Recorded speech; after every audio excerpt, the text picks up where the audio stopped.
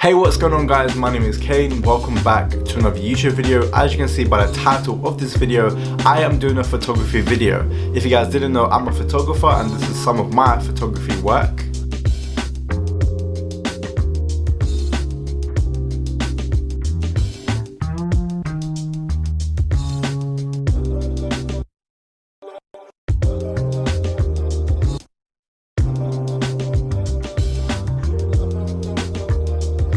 So due to the coronavirus and literally everybody's been stuck at home, in the photography community there's been like a massive trend that's happening right now where everybody's been taking self-portraits of themselves. People's been literally using whatever props they can in their house. People's using like bathrobes, towels, napkins, I don't know, like, things you find around your house. People have been using it to make cool photos inside their houses. And I thought today's video would be a cool video of me sharing with you guys how I personally have been taking self-portraits at my home, literally in my bedroom here.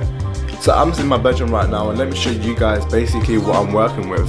So as you guys can see, I'm just literally working with my bedroom. Literally, I'm just in my bedroom right now. And I was thinking of actually using that corner there. So this corner here with like basically me sitting down in that corner where that purple thing is. Also going to move that purple thing out. But literally me sitting down in that corner with a nice white background for some good photos. So right now guys, I'm literally sitting in this corner like I showed you, and let me show you basically what I'm working with. As you guys can see, I got my camera here.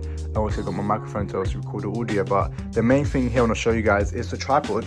Now if you're somebody that doesn't have a tripod but you do have a camera, you can use books, and let me just show you guys what that looks like. So as you guys can see, I literally just changed from this tripod here to having books. If you're somebody, as I said, that does not own a tripod, you can use books. You can literally just get a chair like this, get some just get some books together, and literally make your own tripod with books.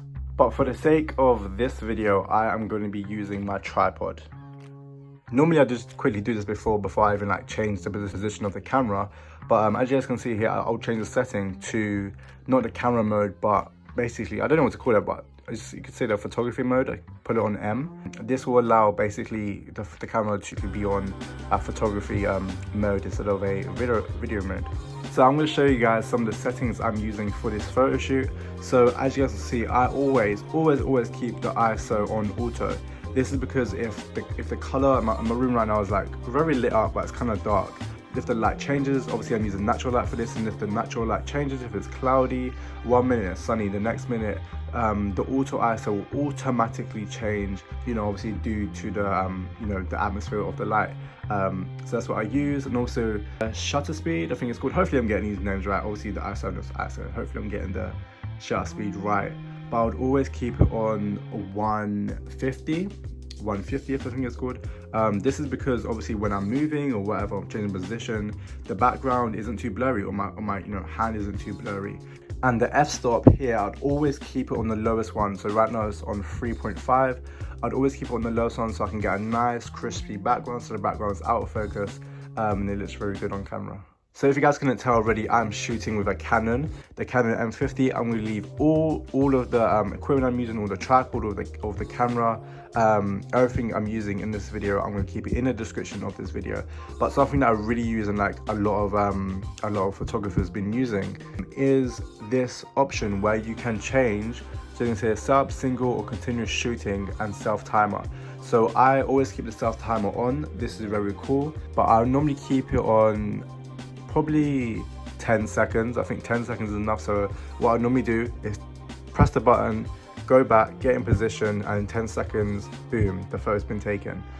But I'll press the shoot button here, and this flashing light clicks, and then boom, it's taking the photo, and this is what it looks like. Obviously that's me right now holding my phone, but that's what it looks like. So all you need to do is press it like this, come back, get in position, smile, and then it's like that.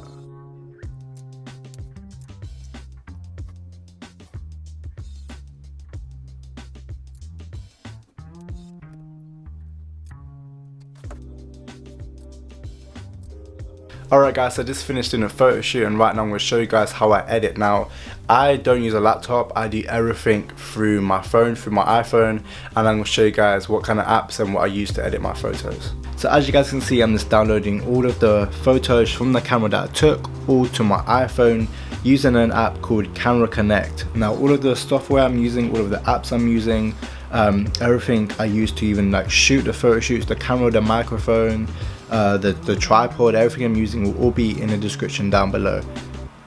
So when it comes to editing my photos, one of the main photos editing apps I use is VSCO. Now VSCO is so amazing. I can't stress it enough. I love this app to bits. As you can see, I've already imported all of the photos that I used on the photo shoots, but if you're wondering how to import them, on the right hand side on the top there's a little cross. You would click on that, and then as you can see, you've got camera roll. These are all the photos that I've taken on that photo shoot I just did. But obviously I've already imported it, so I'll go back and I'll go through them. So some of the photos that I loved in this shoot was this one. I love this photo shoot. So what you do, so you'd go through the photos you've taken, you would select, so for example if I want to select this one, I select it, then I go down, as you can see in the column it says edit, so I'll go click on edit. Now when you get to this part, there's different presets and different favorites and different basically filters you can use on top of the photo. One of the favorite ones I love to use is M50. This preset really gives it that like old-fashioned kind of look, and obviously right now with just a preset it doesn't look as good, but what I normally do is I would edit the preset. So I would click on the preset M50, and then as you can see below that there has two lines of like little circles on them. I'll click on that, and as you can see there's more options to edit that preset. And when you get to this stage, I'll then click on exposure. Now this is where the magic happens. So when it clicks on exposure, obviously if I go up, it doesn't look that good. Literally I look like Casper the Ghost. So I'll bring it all the way down. Normally I would put the exposure for these photos maybe at 3.0 is right about the good stage. So when you get to this part, as you can see, I'm on the exposure. Obviously if I go up with exposure I look like Casper the Ghost, but I would always, not always, depending on what kind of photo it is, but majority of my photos I'll put it on 3, so -3. Now this makes my skin look, if I put it -3, this makes my skin look not so dark and not so, you know, light, and it's just perfect. So I'll click on the tick, and then the contrast will also put it down a little bit. Obviously if I go all the way down, I still look a little bit white, so I'll probably maybe put it on 0.5. I think that looks cool. And then sharpness, now depending on obviously what kind of photo it is, as I said, sometimes sharpness is not needed, and obviously that's depending on you know, your camera quality. If your camera quality has good you know, has good sharpness itself. But normally with the sharpness I don't put it all the way up, because if I put it all the way up like this, it just looks so like very doesn't make my skin look very sharp, and I just don't like how sharp it looks. So I'll normally bring it all the way down until like maybe 2. I think 2 is just perfect. And I'll click on the tick. And then what I love with my photo shoots, I love grain. Grain is so amazing. So I'll go all the way, slide over, click on the grain. Now this is where the photos look really good. So if I put the grain like this, like look how good the photos look. Like I don't know if it's me, but I love these kind of photos with the grain. It gives it that, you know, that classic kind of look. With the grain, sometimes I might put it all the way up if I'm feeling like really, the photos look really grainy. So normally I'll put it on maybe just 8. I think that looks cool. And boom, that's basically what I do with all my photos. So if I click next, and then obviously you can save it, and then boom, that photo is done.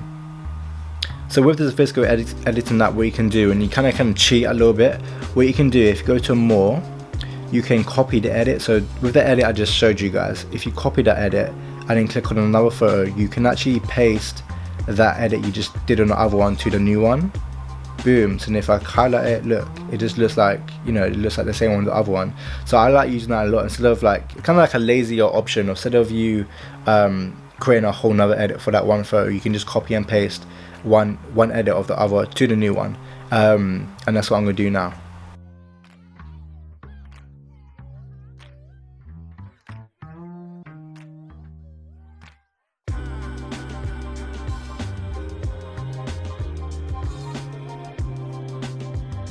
And then boom, so as you guys can see, all of the photos I have edited all of them, so I just copied and pasted literally all of them all together.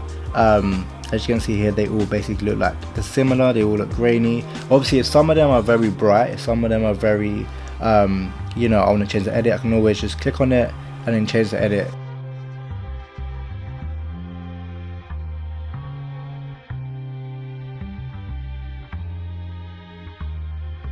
So just like that, that is how I take home photo shoots. That's basically how I take photo shoots at home, using my phone, using the VSCO app, using the camera, using everything. And I hope this video did make sense.